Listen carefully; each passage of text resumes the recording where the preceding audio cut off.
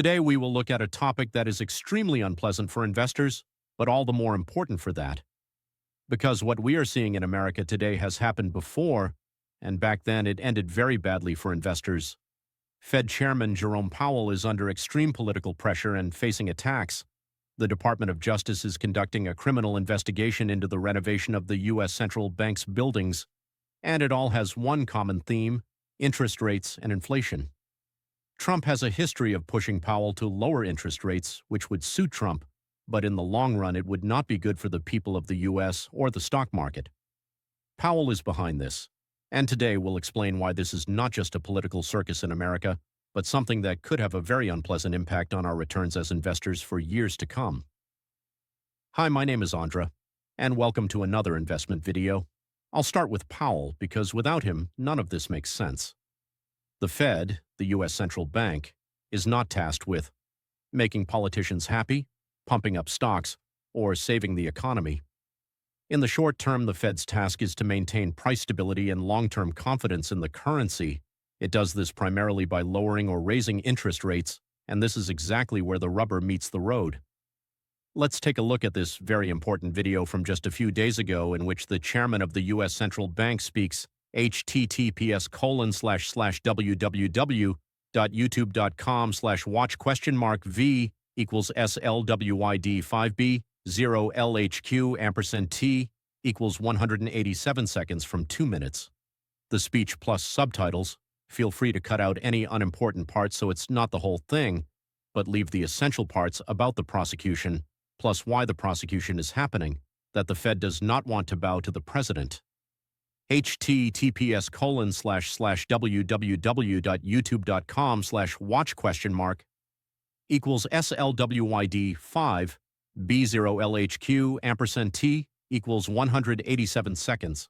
Also add clips from the videos at 10:32, for example at the beginning of the video or during the part where he is being ridiculed.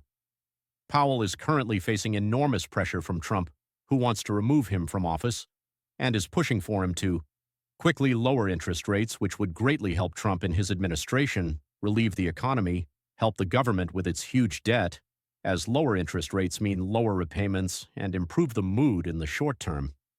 That sounds nice. But Powell knows one thing that many people ignore. America has seen this before. What happened in the 1970s? At that time, the Fed fought inflation with a break gas approach. It quickly raised rates. The economy slowed down as a result. Inflation began to fall, and that's when the mistake was made. As soon as the first signs of a slowdown appeared, the Fed eased too soon. Rates went down, inflation returned, even stronger. This happened several times, and that's exactly what this graph shows, depicting the Dow Jones between 1960 and 1982.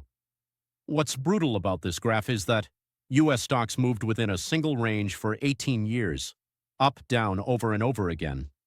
From the outside, it looked like, if I hold out, it will break eventually. But in the meantime, inflation systematically destroyed purchasing power, meaning that for your $100 you could buy less and less, and turned long-term investing in ETFs into a trap. This is exactly the period when time does not work for the investor, a passive approach fails, and capital stagnates. And Powell knows this. Why is Powell so uncompromising today?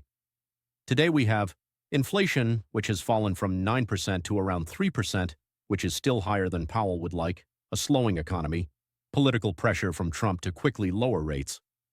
And Powell says, not yet, because 3% inflation is not a victory. Inflation expectations are not fully anchored. The mistake could be repeated. Inflation could rise again in the U.S. and the economy could fall into stagflation. He knows that.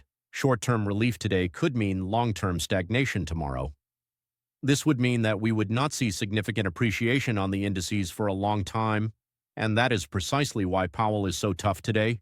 Even though he is unpopular, he is under pressure, and he is the target of attacks. He fears that if he gave in to Trump, it could mean stagflation and a so-called dead decade for America, just like in the 1970s. So let's talk about what you, as investors, should do if the worst happens and stagnation occurs.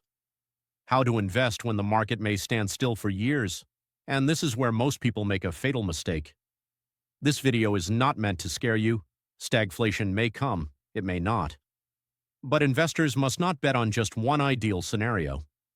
If you invest using the ETF and time will solve it approach, you are extremely vulnerable in a stagnant environment. That is why stock picking makes sense, not as speculation, but as defense. Selecting specific companies that make money even when the entire market has been stagnant for years. And that's exactly what we're going to focus on now. In less than 24 hours, the investment challenge begins at OK Academy, where I will teach you step-by-step how to build a profitable portfolio for 2026 and beyond, even if you are a complete beginner. The link is right below the video. If you don't want to just hope that it will work out somehow, this is exactly the moment to start thinking differently. The link is right below the video. The first rule is time alone is not enough. We all hear, hold on to it for the long term and it will be fine. But the 1970s show one unpleasant truth. Time does not work when there is high inflation and zero real growth. When the market stagnates for 10 to 15 years, inflation is 3 to 5%. Passive investors actually become poorer. Second rule, only people who understand the companies and stocks they hold will survive this period. It is important to realize that in every period there are winners to be found, companies that will grow. Yes, the market as a whole may not, just look at the 1970s. But that doesn't mean you can't win by choosing the right stocks. In stagflation, hype stories die. The story of a new AI company that will change everything but is still not profitable. Only companies that have a competitive advantage, reasonable valuations, generate profits, and have pricing power, that is, they are able to increase the prices of their services or products in every period, will survive. Tobacco companies such as Altria, often healthcare companies, or companies such as Coca-Cola and Netflix to a certain extent, have great pricing power. If we look at my portfolio in XTB, you will see that all positions except 2 are in the green today, that is, in profit.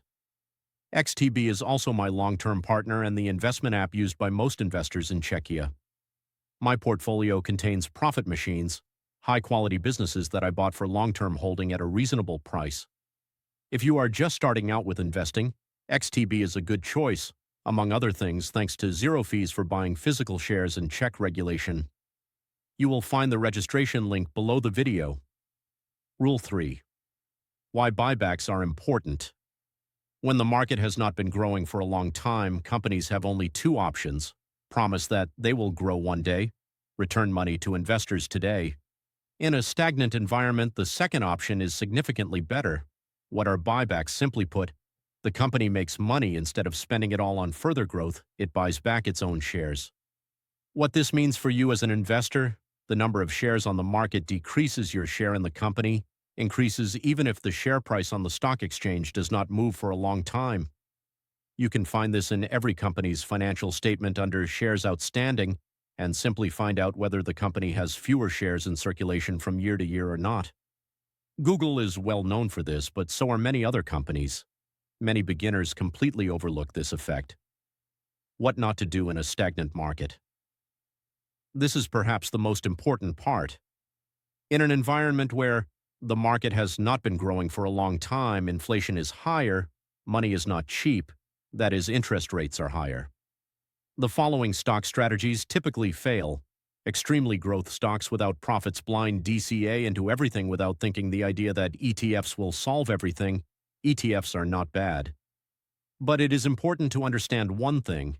ETFs do not protect you from losing purchasing power if the entire market has been stagnant for years and inflation is high. Conclusion for the viewer, revised.